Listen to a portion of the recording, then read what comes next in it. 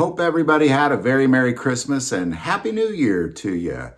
We are in the first week of January 2025, and as we enter into the new year, I always reflect on really the changes that are going to happen in the gun industry as a whole. And there's one particular gun that I strongly believe is going to be radically changed this year to a degree that I believe getting a hold of this gun before the changes take place is going to be your best investment when it comes to firearms this year. Well, what are we getting at here? Well, ultimately what we're looking at is in the Supreme Court case that took place in October regarding ghost guns. Ultimately, there was some verbiage. Now, they haven't made a decision on that, but there was definitely some verbiage that came from the justices that revolved around the idea that it should be illegal for anybody to buy a gun or a kit that can then be easily modified into something that is illegal. And that has ramifications. If it plays out like that, and that is the verbiage, it has ramifications that's going to affect other firearms. Then, right at the beginning of December of 2024, just a few short weeks ago, two states, New Jersey and Minnesota, filed suit against Glock because Glock, according to Minnesota and New Jersey, and according to many other people around this country, knowingly continued to produce a gun that is easily modifiable by putting a Glock switch on it into a fully automatic weapon. Whether you agree with that or disagree with that, that's not the point of this video. What the point of this video is I strongly believe, I've made a few videos about this, but not on what you should do before this happens, is I strongly believe that because now there's court cases about it, there's the Supreme Court case that's going to end up touching this. And I believe there's many states to come because New Jersey and Minnesota are saying that Glock is liable for every single one of the injuries or deaths that occurred from that firearm. And because of its easy modifications, and they continue to produce it knowing that it can be modified. So why does this make it a good investment? Well, I believe that in 2025, before you get to December of 2025, that Glock is going to be forced to change the Glock pistol. For really the first time since the invention of the Glock 17, they've made slight modifications, but a dramatic modification in their firing pin and their firing mechanism to prevent those Glock switches from going on.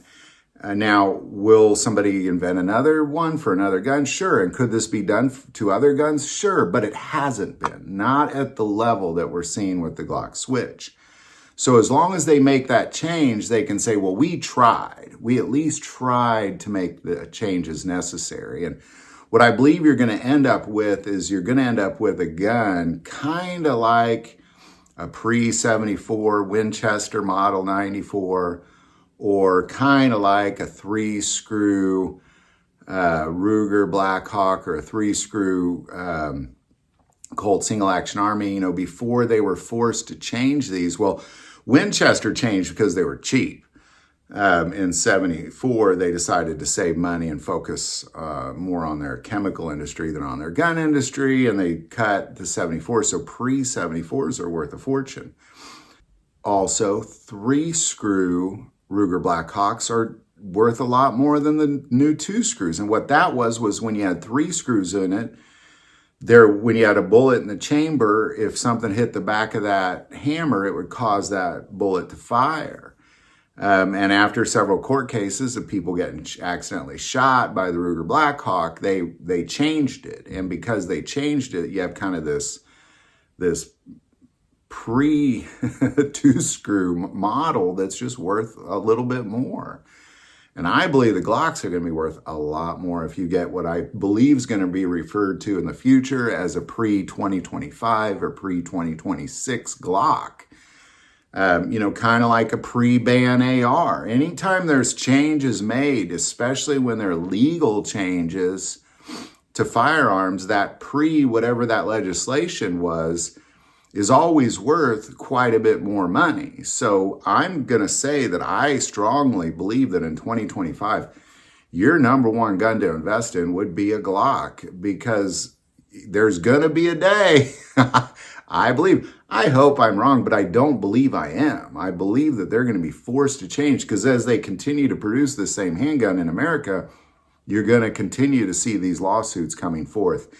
And one thing that I've learned about state lawsuits against manufacturing companies is they tend to revolve around the tens of billions, if not hundreds of billions of dollars when you're dealing with the death and damage of human lives. So I think they're going to be forced to change in 2025. And I think what you're going to end up with, they're going to end up in the future calling them pre-2025 Glocks or pre-2026 Glocks. And I'm going to recommend you get a hold of one, because then they're going to be modified and changed. And you fast forward 3 to 5 years, these pre-2025 Glocks are going to be worth a lot of money. I hope I'm wrong. I don't think I am, though. Not on this one, just because of the sheer volume of lawsuits that are starting to roll in. And now that we're seeing 2 state lawsuits they're going to be in the tens of billions, if not in the hundreds of billions of dollars in damages that Glock is just going to have to pay the state. And that's just 2 states. Wait till California, New York, Illinois, everybody else starts rolling in and wanting some of that money. It's going to come down hard on Glock. And the only thing they can do is make the change and say, we tried. We at least tried to make that change. And something I brought up in other videos that I'm just going to bring up here is really this idea that when you are an industry and you're producing a product, and then courts start to see and declare that your product is causing damage to human lives, oftentimes what you'll see is states suing at volumes. For example, when the state of Florida was suing Philip Morris, in 2000, that lawsuit was hundreds of billions of dollars. And it ended up being reduced to like 25 billion, and then it got down to 11 billion. But, you're talking hundreds of billions of dollars. That was 25 years ago.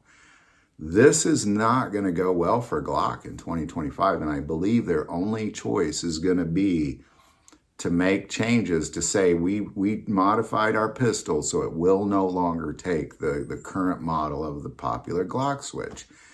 Now, somebody might invent another one, and somebody might invent one for another gun, but at least they can hold up their hands and say, hey, we tried, and no longer can you hold us liable at this point until the next round comes. So there you go, man. Number one gun to invest in right now in America in 2025, I strongly believe, is a Glock. Any thoughts or insight on that, definitely put it below. Do want to take a moment and say most people watch the channel, hey, they're not subscribers. Click that subscribe button. Greatly increases the algorithm and our ability to get these messages out. That link is also below.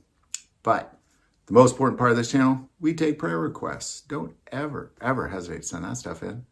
Thank you for watching this episode of God, Family, and Guns. And as always, love God, love your family, and love guns.